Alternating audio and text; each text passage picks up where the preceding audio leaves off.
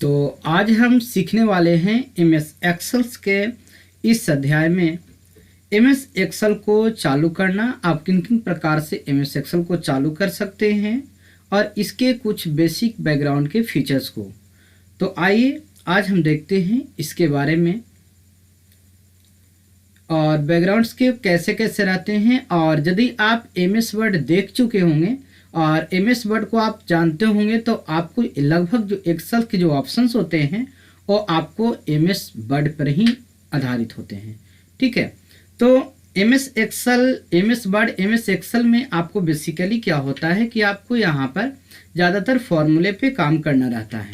ठीक है, तो आप यहाँ पे फॉर्मूले पर काम कर सकते हैं और यदि आपको कहीं पर भी दिक्कत लगता है तो आप हमें कमेंट सेक्शन में लिखकर पूछ सकते हैं। ठीक है, तो आज हम चलते हैं अब एमएस एक्सेल की ओर और देखते हैं सबसे पहले कि हम एमएस एक्सेल को किस किस प्रकार से चालू कर सकते हैं। तो इसके लिए हमको एमएस एक्सेल में तो सबसे पहले हम लोग ये देख लेते हैं कि हम लोग एमएस एक्सेल को कैसे चालू करते हैं। यदि आप इससे पहले हमारे कुछ वीडियो देखे होंगे तो आपको ये पता चल गया होगा कि आप किसी भी प्रोग्राम को कैसे कैसे खोल सकते हैं। लेकिन जो भी लोग इस चैनल पर नए होंगे उनके लिए आज हम बता दें फिर से कि आप यहाँ पे कई तरीकों से प्रोग्राम को ओपन कर सकते हैं। जैसा कि देखिए यहाँ लिखा हुआ है क्लिक स्टार्ट मेनू। तो आप यहाँ देख रहे हैं कि यदि विंडोज 10 है तो आपको इस प्रकार से दिखाई देंगे और यदि आपको विंडोज 7 है तो कुछ थोड़ा सा अलग प्रकार से आपको दिखाई देगा। तो यहाँ से हम ये देखते हैं कि जैसे ही हम यहाँ पर जाते हैं तो यहाँ पर लिखा हुआ है क्लिक स्टार्ट मेनू, जो रेड कलर का आपको किया हुआ है ये आपको काम करना है। तो हम यहाँ पे माउस पॉइंटर को लेकर स्टार्ट मेनू पर क्लिक करते हैं। जैसे ही क्लिक करेंगे तो हमारे यहाँ पर कुछ ऑप्शंस फिल होंगे, दिखाई देंगे। लेकिन आपको यहाँ पर टाइप करने, देखिए लिखा हुआ है कि टाइप क्या करना है, एक्सेल, और select and double click on the Excel. अगर आपको कहीं पर भी आपको एक्सेल मिल जाता है या Microsoft MS Excel Microsoft Excel मिल जाता है तो आप वहाँ पर इंटर की को प्रेस करके भी आप उसे ओपन कर सकते हैं। तो ये हमारा स्टार्ट बटन पे क्लिक करते हैं और यहाँ पे टाइप करते हैं EXCEL। ठीक है, तो जैसे हम यहाँ पे टाइप करेंगे EXCEL तो देखिए यहाँ पर आपके सामने दिखाई देगा माइक्रोसॉफ्ट एक्सेल। आपका जो भी वर्जन रहेगा वो आपको दिखाई देगा। ये फिलहाल वर्जन 2007 है तो आपको इस प्रकार से दिखाई देता है। तो जैसे ही आप इस पर क्लिक करेंगे, डबल क्लिक करेंगे या फिर आप इंटर बटन को प्रेस करेंगे सिलेक्ट करके तो देखिए इस प्रकार से आपको एमएस एक्सेल ओपन हो जाएगा। ठीक है, इसके बाद हम चलते हैं दूसरे तरीके की ओर देख लेते हैं। तो देखिए यहाँ पर सेकंड तरीका है आपका कि आपको प्रेस करने हैं कीबोर्ड से। ठीक है, क्या करना है, कीबोर्ड से आपको प्रेस करना है विंडो की +R। अगर आप नहीं जानते हैं कि कीबोर्ड में कौन कौन सा बटन का क्या क्या नाम है तो आप हमारे कीबोर्ड वाले वीडियो भी आप देख सकते हैं, वहाँ पे सारे चीज़ ऑप्शंस को बताया हुआ है। तो जैसे ही आप कीबोर्ड से टाइप करेंगे विंडो की +R, ऐसे हम आपको, तो ये देखिए कीबोर्ड में आपको इस तरीके से मिल जाएगा। विंडो की के साथ आपको R को प्रेस करने हैं। देखिए लिखा है विंडो की +R, ये विंडो की के साथ आपको R को प्रेस करने हैं। जैसे ही आप R को प्रेस करेंगे तो आपके सामने देखिए यहाँ पर ओपन होगा रन का बॉक्स। ध्यान दीजिएगा कि अभी यहाँ पर कोई भी बॉक्स नहीं है। आप विंडो की प्रेस करेंगे फिर R को साथ में, विंडो की को छोड़ना नहीं है, विंडो की दबा के रखना है और R को प्रेस करना है। जैसे ही प्रेस करेंगे तो देखिएगा यहाँ पर एक डायलॉग बॉक्स आपको ओपन हो जाएगा। थोड़ा सा साइड कर लेते हैं, आपको यहाँ पे एक डायलॉग बॉक्स ओपन हो जाता है। ठीक है, जैसे ही आप विंडो की रन करते हैं तो यहाँ पर आपको टाइप क्या करना है, एक्सेल। तो आप यहाँ पे टाइप करेंगे कीबोर्ड से EXCEL। हम यहाँ से टाइप कर लेते हैं EXCEL। ठीक है, और इसके बाद आपको करना क्या है, देन क्लिक ओके पर, आप ओके पर क्लिक कर दें या तो आप इंटर बटन को प्रेस कर सकते हैं। जैसे आप इंटर बटन को प्रेस करेंगे तो आपके सामने एमएस एक्सेल खुल करके आ जाएगा। देखिए इस प्रकार से आपका ओपन होकर चला आता है। तो ये तो हमारा था दूसरा तरीका, आप यहाँ से भी इसे खोल सकते हैं। इसके बाद अब हम चलते हैं एमएस एक्सेल के तीसरे तरीके की ओर, जो कि आप कैसे खोल सकते हैं। तो यहाँ देखिए तीसरा तरीका क्लिक स्टार्ट मेनू। ठीक है, आप स्टार्ट मेनू पर जाना है। इसके बाद आपको देखिए यहाँ पर लिखा है क्लिक ऑल प्रोग्राम। तो ध्यान देने वाली बात यह है कि आपको यहाँ पे विंडोज 10 का फॉर्मेट है, 10 का फॉर्मेट में यहाँ पे ऑल प्रोग्राम दिखाई नहीं देता है। ठीक है, तो आपका जो भी विंडोज 7 है या विंडोज 7 से पहले का जो वर्जन होगा उसमें आपको ऑल प्रोग्राम यहाँ पे दिखाई देगा। यहाँ पे ऑल प्रोग्राम की जगह आपको इसी प्रकार से सारे प्रोग्राम दिखाई देते हैं। आप यहाँ से इसे सर्च करें या सेलेक्ट कर लें। ठीक है, तो आपको यहाँ से सेलेक्ट करने होंगे, जितने भी प्रोग्राम होंगे इस ड्रॉप डाउन मेनू से सेलेक्ट करके आपको ढूंढना होगा। तो जहाँ पर भी आपको देखिएगा कि ऑल प्रोग्राम एसेसरीज आपको मिलेगा विंडोज 7 में, आप उसे ड्रैग एंड ड्रॉप कर सकते हैं। जिस तरीके से हमने अभी यहाँ पर जा करके इसको देखिए ड्रैग एंड ड्रॉप करें, ड्रैग कर रहे हैं यानी कि खींच रहे हैं, ड्रॉप मतलब नीचे की ओर ला रहे हैं, या आप कर रहे हैं ऊपर की ओर जा रहा है। तो इसको आप करने के बाद आपको यहाँ पे कहीं पर दिखाई देगा MS ऑफिस। तो आप MS ऑफिस पर जैसे ही विंडोज 7 में क्लिक करेंगे तो आपको यहाँ पे सारे वर्जन दिखाई देंगे। यहाँ पर आपको चुन लेना है माइक्रोसॉफ्ट ऑफिस एक्सेल 2007, क्योंकि हम 7 यूज कर रहे हैं तो 7 है, आपका 10 रहेगा, लेकिन आपको डायरेक्ट आपका ओपन होगा यदि विंडो 10 रहेगा तो हम यहाँ से स्टार्ट बटन में जाएंगे। देखिए यहाँ पर लिखा है माइक्रोसॉफ्ट ऑफिस एक्सेल 2007, जो कि आप यहाँ पर जैसे ही क्लिक करेंगे आपको यहाँ पर से भी ये ओपन हो जाएगा। तो ये भी एक तरीका है जहाँ से आप MS एक्सेल को स्टार्ट कर सकते हैं। इसके बाद एक ये भी तरीका है, आपको यहाँ पर आपको ये भी दिखा दे। अगर आप इसको लिखना चाहते हैं तो आप इसे लिख लें, स्क्रीनशॉट कर लें। और ये बिल्कुल टेंशन ना लें कि ये सब तो हम जानते ही हैं, क्योंकि ये उन लोग के लिए भी काम आ जाएगा जो लोग बिल्कुल पहले बार देख रहे हैं या तो डायरेक्ट कभी सर्च करके आ रहे हैं। तो इसके बाद नेक्स्ट जो तरीका हम आपको बताने जा रहे हैं कि आप यहाँ पे राइट क्लिक करेंगे, आपको देखिए जाना है न्यू के ऊपर। जैसे आप न्यू में जाएंगे तो आपको यहाँ पर भी कुछ ऑप्शन आपको दिखाई देंगे। यहाँ पर माइक्रोसॉफ्ट ऑफिस वर्ड डॉक्यूमेंट यानी MS वर्ड खोलना है, तो यदि स्प्रेडशीट आप लेते हैं तो आप स्प्रेडशीट है या तो एक्सेल का वर्कशीट है। यहाँ पर लिब्रे ऑफिस के कारण यहाँ पर इस तरीके से भी एक ऑप्शन दे रहा है मेरे पास, तो आप यहाँ से माइक्रोसॉफ्ट ऑफिस एक्सेल वर्कशीट ले लें। ठीक है, जैसे आप वर्कशीट लेंगे तो जिस तरह से आप फोल्डर बनाते हो उस प्रकार से यहाँ पर एक ऑप्शन आ जाएगा, आप फोल्डर की तरह आपको यहाँ पर दिखाई देगा। ठीक है, आपको जैसे ही वो आने के बाद आप उसमें कोई नाम टाइप कर देना है, और नाम टाइप करेंगे जिस नाम से आपको बनाना है वर्कशीट आप बना लें। जैसे मानते हैं किसी का सैलरी मेंटेनेंस करना है तो हम यहाँ पे सैलरी के नाम से एक बना दिए। तो देखिए जिस तरीके से हमारा फोल्डर बनता है, फाइल बनता है, उसी प्रकार से डायरेक्ट यहाँ पर भी आपका बन जाता है। तो ये आपको इस प्रकार से यहाँ पे बनेगा। आप यहाँ पे नाम देंगे, आपका नाम सही से वर्क करेगा। सैलरी, ये सैलरी ऑलरेडी बन चुका है, सिस्टम स्लो होने की वजह से सही से दिख नहीं पा रहा। हम इसे चलिए एक बार ओपन करके भी इसे देख लेते हैं। देखिए यहाँ पर आ चुका है, कॉर्नर में आप देख रहे हैं। यहाँ से आप जा करके डबल क्लिक करके या तो जैसे भी आप खोलते हैं आप प्रोग्राम को यहाँ से ओपन कर सकते हैं। हमने राइट क्लिक करके ओपन कर लिया। तो ये तो था कि हम यहाँ से भी खोल सकते हैं। कई सारे तरीके हैं, आपको अलग अलग तरीका अगर आपको मालूम है तो ठीक है, नहीं तो आप इस तरीकों से जान सकते हैं, खोल सकते हैं। MS एक्सेल खुलने के बाद आपको इस तरीकों से कुछ फीचर दिखाई देंगे। इस फीचर्स में हम एक एक करके थोड़ी सी जानकारी लेते हैं।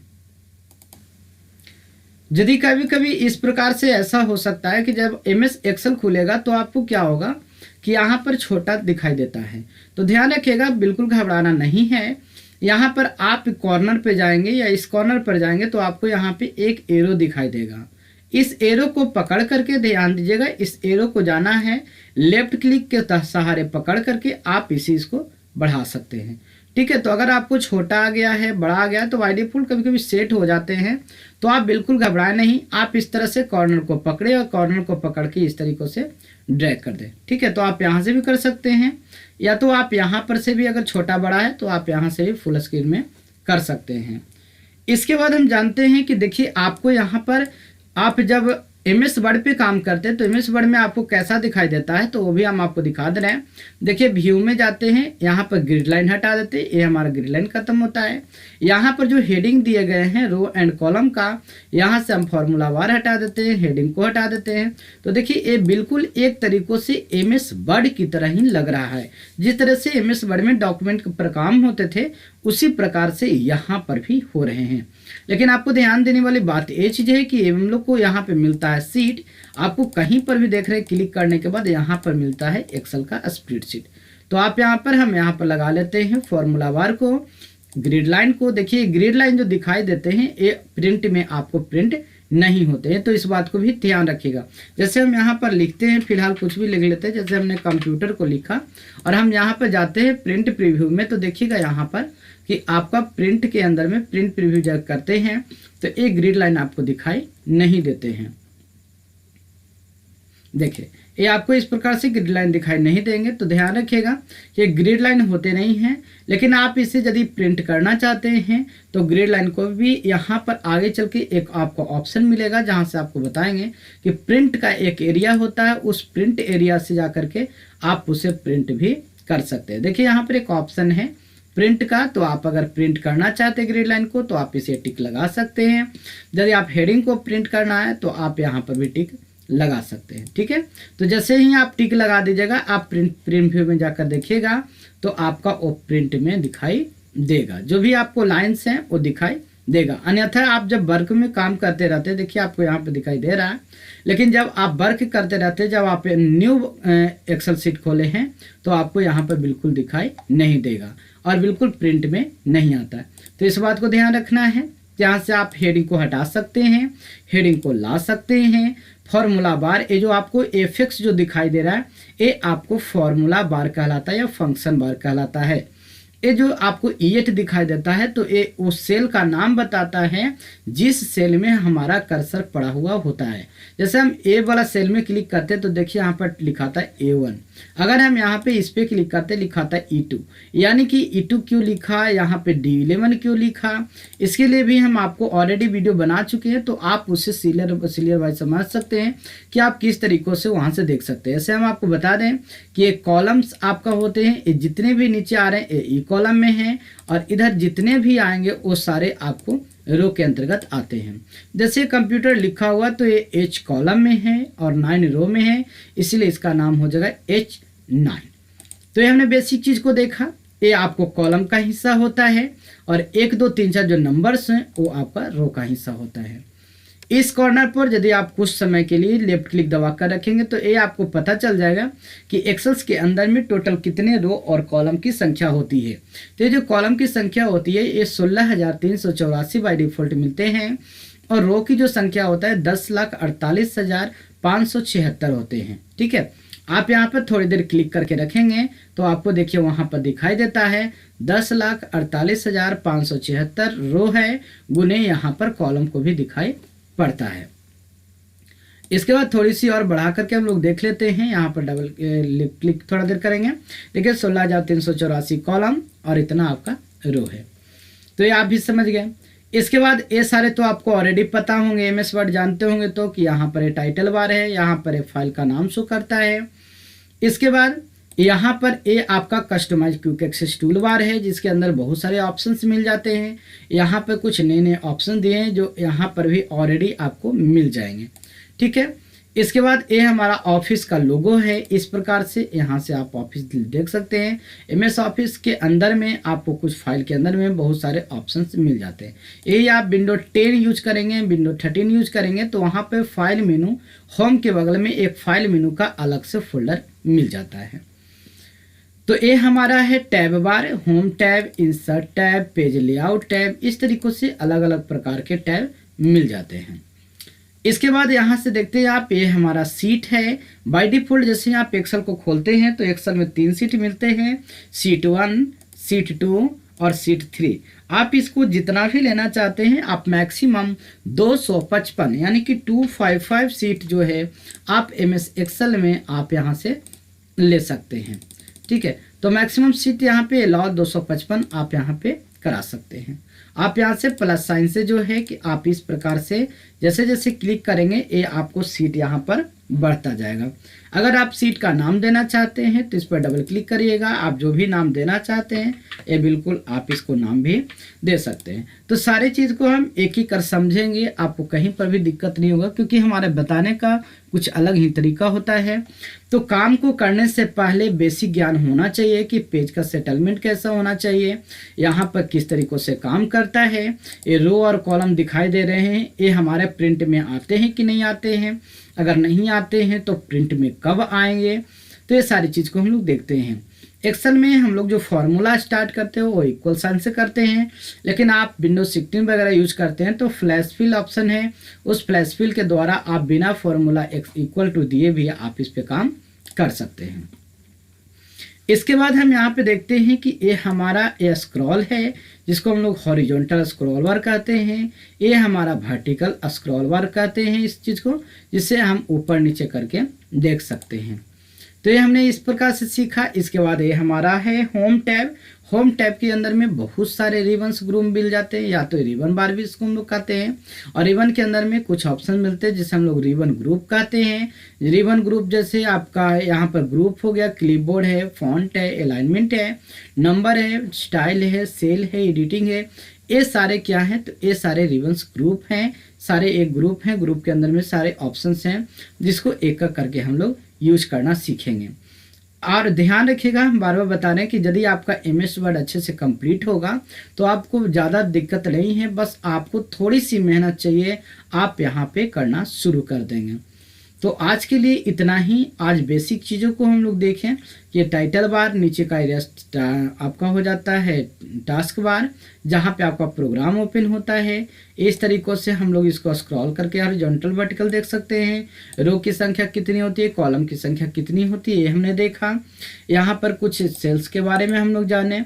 इसके बाद यहाँ पर ये हमारे फंक्शंस के अंदर में क्लिपबोर्ड फॉन्ट वगैरह हैं, ये रिबन ग्रुप हैं, इसे सेल का नाम कहते हैं, फॉर्मूला बार है। यहाँ पर आप जो कोई भी फॉर्मूला अगर आप टाइप करते हैं एक्सेल के सेल में तो भी ऑलरेडी टाइप होना शुरू हो जाता है। अगर आप यहाँ से सम लिखते हैं, छोटी कोस देते हैं, आप कोई भी नंबर लेते हैं तो देखिए ये भी आपको यहाँ पर दिखाई देगा। ठीक है, तो सारे फंक्शंस आप जो भी आप टाइप करेंगे एक सेल के अंदर में, वो सारे चीज़ यहाँ पर फंक्शन बार के अंदर में दिखाई दे देता है। इसके बाद थोड़ा सा मैं भी जानते, ये हमारा नम लॉक का ऑप्शन है, जहाँ से नम लॉक ऑन रहेगा ऑफ रहेगा तो ये हमारा बताएगा। यदि नंबर लॉक अभी ऑन नहीं है तो आपको हटा हुआ है, जैसे ही नंबर लॉक हम ऑन करेंगे तो ये देखिए आपका नंबर लॉक आ जाएगा। तो ये भी आपका पहचान है। ये आपका जूम स्लाइडर है, यहाँ पर ये नॉर्मल आपका सीट व्यू है, ये आपका पेज लेआउट के रूप में ऐसा आएगा। यदि आप यहाँ से ले लेते हैं तो इस प्रकार से वेब लेआउट में अलग आएगा। तो ये सब अलग अलग सीट का टाइप है, प्रकार है, देखिए इस प्रकार से आपको दिखाई पड़ता है। तो फिलहाल हम लोग नॉर्मल में ही काम चलाते हैं, नॉर्मल में ही सीखते हैं। इसके बाद जैसे जैसे हम करेंगे हम लोग आगे की ओर बढ़ता जाएंगे। ठीक है, तो ये सारे कभी कभी आपसे गलती हो जाती है यहाँ से भी, तो आप इसको ठीक कर सकते हैं। तो आज के लिए बस इतना ही बेसिक चीज़ को, बाद में एक एक करके बाकी और सारी चीज़ को हम समझेंगे। एक ये ऑप्शन बचा हुआ, ये भी बता देते हैं। ये देखिए ये आपका जो है ये सीट पे लेकर जाता है, जैसे आप यहाँ से ले जाते हैं तो ये नेक्स्ट के लिए है, यानी एक एक सीट में हम आगे आगे की ओर जाते हैं। और ये हमारा प्रीवियस रहता है तो प्रीवियस करता है। ये हमारा जो होता है सबसे अंत में लेकर जाता है, और ये हमारा सबसे शुरुआत में लेकर आता है। तो ये इस प्रकार से हम यहाँ पर धीरे धीरे करके आते जाते हैं। तो ये हमारा इस प्रकार से आगे इसके बारे में हम लोग थोड़ी सी इसको भी देखेंगे। ठीक है, तो आज के लिए बस इतना ही। Thank you. अगर कहीं पर भी आपको कोई दिक्कत लगे तो आप हमें कमेंट सेक्शन में ज़रूर बता सकते हैं।